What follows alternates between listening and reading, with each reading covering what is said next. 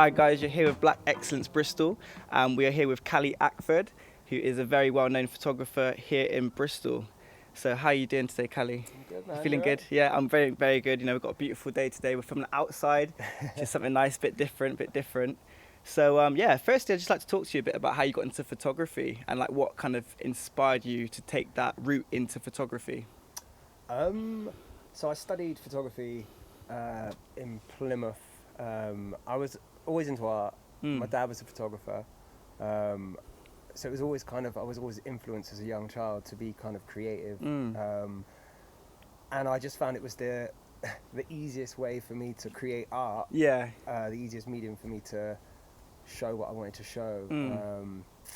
And yeah, just loved it. Absolutely loved it. Did my degree and then came to Bristol and I've been trying to build up a business, build up a brand, if you like. Yeah.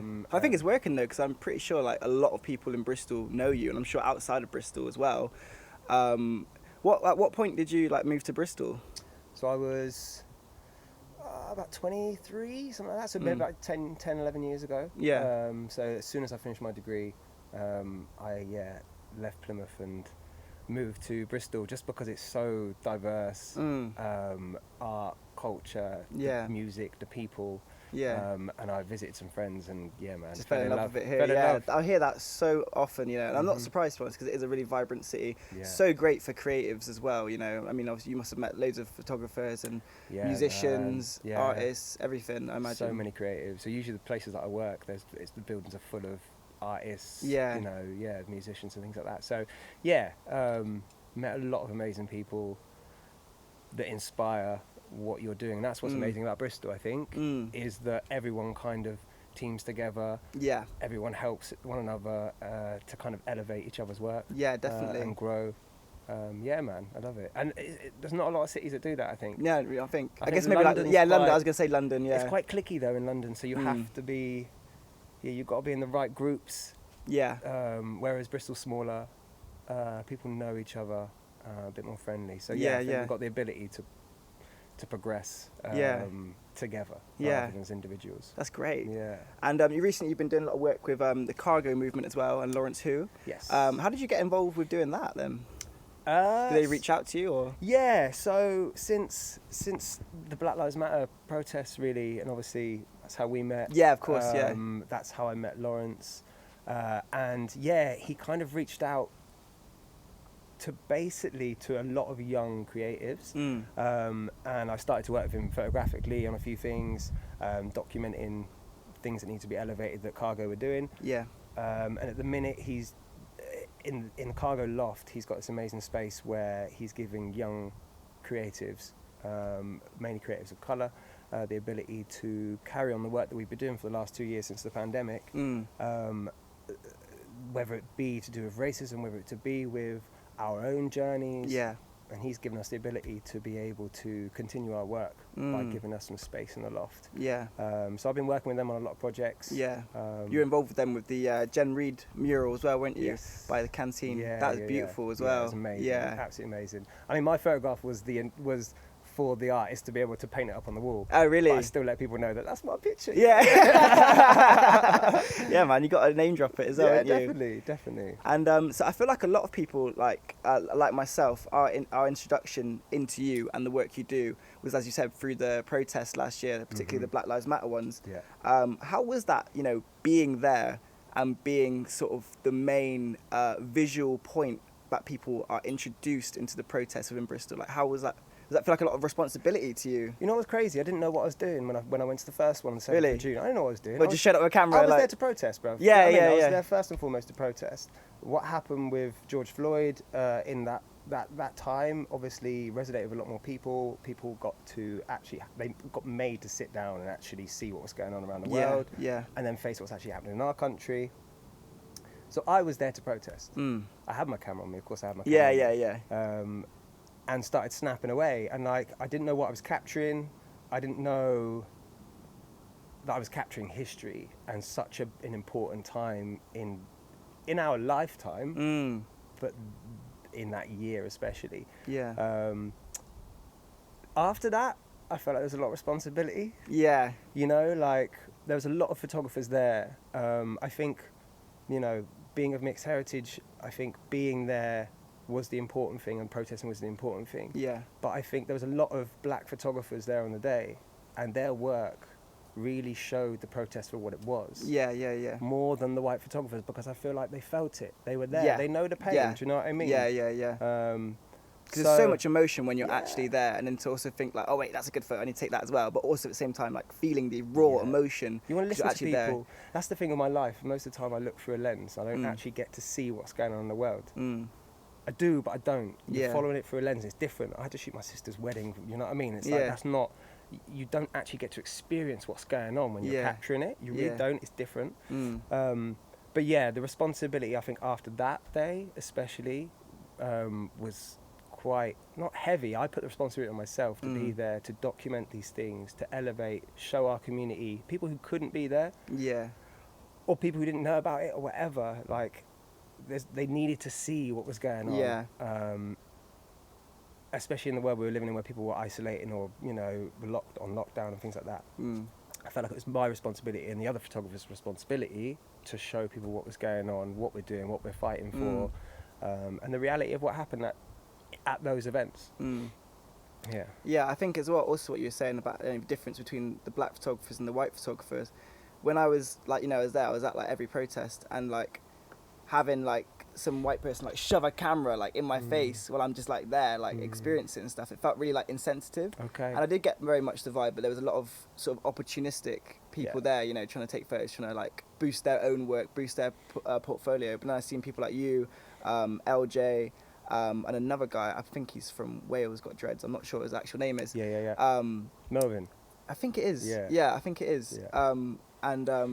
You know, but just seeing like the expression on you guys' like faces as well, you know, and just knowing that we have a shared struggle and a shared pain, and, you know, as well as doing what you're doing, you're also, you know, living in this actual moment right now, like you said, experiencing it. And like you said, it is different, but at the same time, like the magnitude and the weight of the atmosphere, you know, you can still feel it no matter what, can't you? Definitely.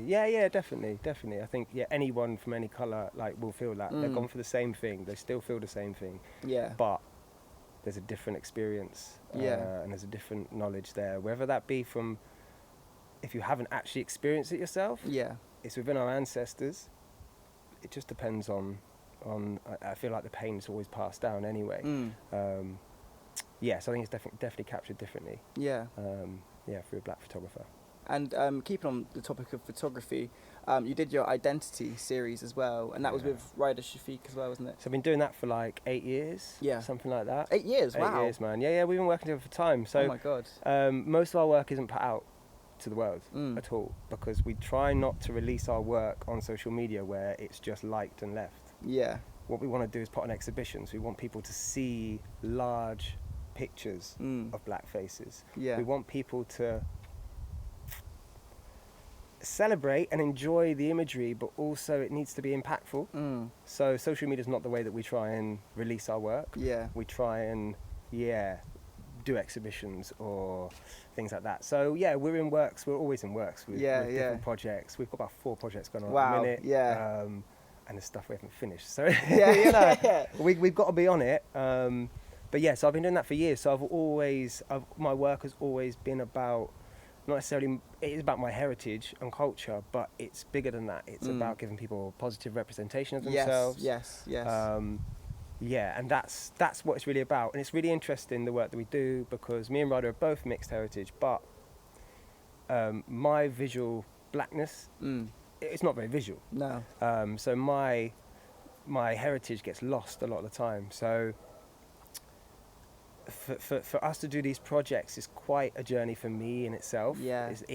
We're doing it for our communities, for other people, but for me as well, it's quite an amazing journey that I'm going on and learning stuff about myself, my identity, and knowing myself fully, you know. So we've been doing that work for years, and we will continue to do it Yeah. Till we die. Yeah, I love that idea as well, because that's the same kind of concept we had for doing this project. You know, it's all about uplifting black people and uplifting our representation as well, because, you know, we're sick of how we're being portrayed by mainstream media, and how we're being dealt with in the schools and all these places, and the stereotyping. So this is what these projects are about at the end of the day, is to try to undo the damaging work that has been done onto us. But yeah, talking a bit about your heritage and stuff, how do you like identify, and like what is your like heritage for the people who don't know? Because you're obviously, as Dawn said earlier, racially ambiguous. Yes. We like that word. I love it. Yeah, I mean, you know what? Even just saying how I identify is part of my journey and part of my struggle. Of course. Has that like developed over the years, you know? Yeah, massively, especially the last couple of years. You know, I'm still not in a 100% positive space or confident place of what I want to say about my heritage. I identify as mixed heritage. Yeah. So half Jamaican, my mum's Jamaican, and my dad's Welsh. Yeah. Brought up by my Jamaican mother, but very close to my Welsh family. Yeah. So it's quite an interesting. There was points in my life where, this is quite weird, maybe off topic, but quite weird that there was a point in my life where I remember looking at my mum and being like, am I adopted? I must have been about 6. Because to me, visually, I was like, my tone doesn't match your tone. So is your mum like fully black? She's dark. Like, she's a bit darker than yourself. Yeah. But I was just saying earlier, like my family's made up of so many heritage. So like, for instance, I went into a house when I was younger and there was pointing to a little lady in the corner who's called Chichi. She's a great grandmother from China. Light skin. Yeah. You know, I've got cousins running around all dark skin. Yeah. So for me to have that experience and walk into a house where I could see my family, see the diversity. Yeah, literally in front of my eyes. Yeah. It must have been quite like validating for you to not feel like this outcast or like this black sheep sort of thing. Yeah, definitely. I still felt there was this difference though. I think it's because the kids my age were all darker than me. Yeah. But yeah, so my point there being, I guess, is it's such a diverse family that I'm quite open to my diversity. Yeah. And for me to say that I'm black, my blackness is very internal, I feel, rather than external, because it gets missed all the time. But so I can do these things that I want to do. I've got these experiences. I've had, you know, I've been racially attacked, you know, when I was younger. I used to have dreadlocks. So a lot of my visual identity has disappeared. You know, I lost my hair and things. So I've had experiences, and I can use those experiences to do good now. Yeah. Because I don't really get attacked anymore, because people don't see me as black. Yeah. But yeah, my blackness is internal. So these are the projects that I can do. I've got the knowledge. I can hold the space for other black people, other people of colour. I feel that, I think because I understand that my light tone is part of my privilege. So I do benefit from white privilege, because a lot of people don't see me for my blackness. Yeah. So I need to use that, and to be able to hold these spaces, do these projects, create these spaces. At the minute I'm working on a project with Trinity Centre where we're holding space for young creatives of colour to come, and we're just talking. Yeah, it's amazing. Nothing else apart from come in, have a safe space. You can talk about your projects. You can talk about ideas. You can sit and put your headphones on and do nothing if you really want to. But as long as you feel safe, that's what we're trying to do. So there's different things like that we're trying to do in Bristol. Yeah. That I have the connections to be able to do. And some people don't. Yeah. And so for those watching, how can we get involved in that project at the Trinity Centre? We've got to announce it first. Okay. See this first. This is a top secret right now. By the time this comes out, it'll probably be happening already. Yeah, I should hope so. I was trying to get it up and running last week. But yeah, it will be out there. Me, Trinity, Ryder Shafiq will be putting it out on social media. Yeah. And it's for people of all ages, really. But yeah, it's for people of African descent. Yeah. And it's a safe space where we can be and talk. There's been so many photography projects where they've been confused. So like, for instance, if I've put forward an exhibition idea to a certain photographer or whatever, but that group of photographers are all white and they don't understand the project. So I get an email back going, we don't really know what you mean, so we're not going to give you any money. Yeah, yeah. It's like, well, the project's not for you. Yeah, yeah, yeah. It's not for you. You probably won't understand it. Yeah. So there's things like that that keep getting knocked down and things like that, which is really kind of annoying. Yeah, I've gone off on a tangent there. But that's right. Yeah, yeah. So one last thing I'd like to ask you, or ask all my participants, is what is one thing across your journey that you are really, really proud of, and what is one of your goals going forward? Ooh. Could be any time frame, you know, future, near future, or whatever. So what's that again? Like, what's one of your biggest achievements over your journey so far? My biggest achievement has been the last 2 years and the work that I've been doing when money hasn't been something we can have. So the pandemic, everyone got locked down. You know, my role, my studio where I do all my photography had to be closed. And I got scared first, but I loved it. It made me step up and go, okay, well, what am I going to photograph? I'm a photographer. I'm not going to stop photographing things. I saw so many photographers stop doing what they love to do and just sat on their sofa. Whereas for me, it was like, well, no, hang on a minute. What's next? What's going on? There was a lot of stuff, obviously, that happened. George Floyd, the protests. So for me, capturing all of that stuff, helping, maybe it be 1 or 2 people or whatever, or educating people through the photography, has been an amazing experience. I don't know if it's been, you know, like, I don't know if it'd be the biggest thing in my career, but I say career, it's not even career. For me, it's just that passion. So to be able to do that, help people within the community on so many different things. So it's Black Lives Matter, Kill the Bill, Palestine protests, things like that. I had a guy from a mosque ring me up and was just like, we want to give you an award. And I'm like, brother, I haven't heard from him again. But, you know, it was nice to be able to cover everything within my community. That's important. So that's been a really big and interesting part of my career so far.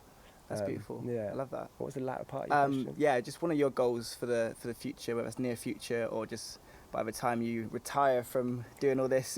Yeah. Don't think I'll ever retire, bro. No, yeah.